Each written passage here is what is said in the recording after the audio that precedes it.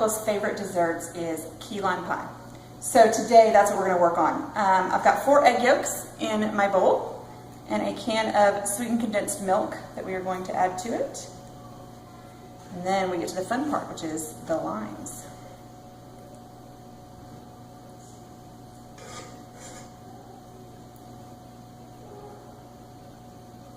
All right, we're going to cut. Well, first we're going to zest.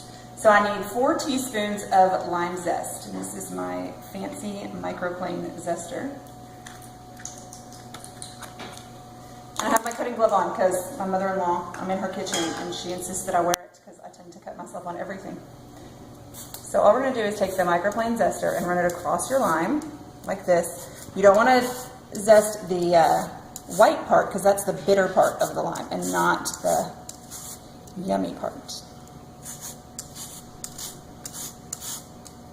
And then we're just going to run our finger right along it to put it in our measuring cup. And we need a tablespoon, which is also 4 teaspoons.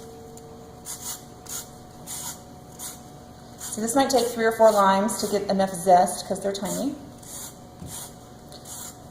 And I have made key lime pies with both Persian limes, which is what these are, and key limes. And I have found that there is not really a difference in flavor, but there is a difference in the amount of work to put in because key limes are about 1/4 of the size of that. And imagine having to zest and juice all of those limes.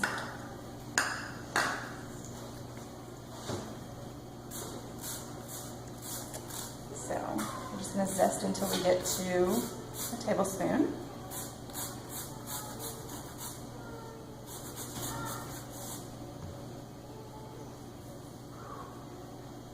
All right, that's about 1½ limes. So then the next thing we're going to do is cut them in half and we're going to juice them. If you have a hand juicer, you can use it. I have, well, my mother-in-law has this fancy juicer, so we're just going to press down until you get all the lime juice out. We need a 1/2 cup. If you don't have a juicer at all, you can also use your hand. Just make sure you pick out the seeds. For instance, I can do that.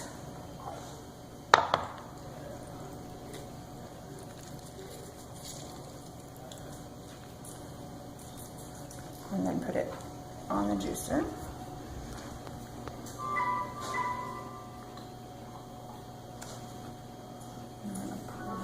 I need a 1/2 cup of this lime juice, so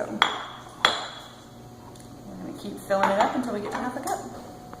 So I've got my 4 eggs, my condensed milk. I'm going to add a tablespoon of lime zest that we zested, and a 1/2 cup of lime juice.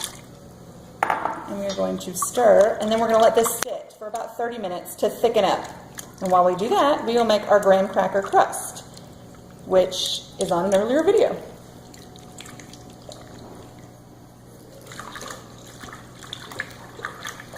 So this needs 30 minutes to set up, and now we wait.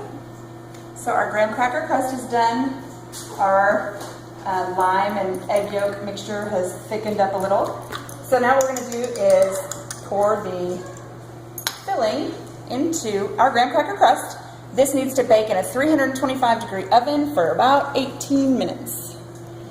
And don't be surprised if when you pull it out, it's still a little jiggly. That's supposed to. It'll keep cooking as it sets, as it cools off.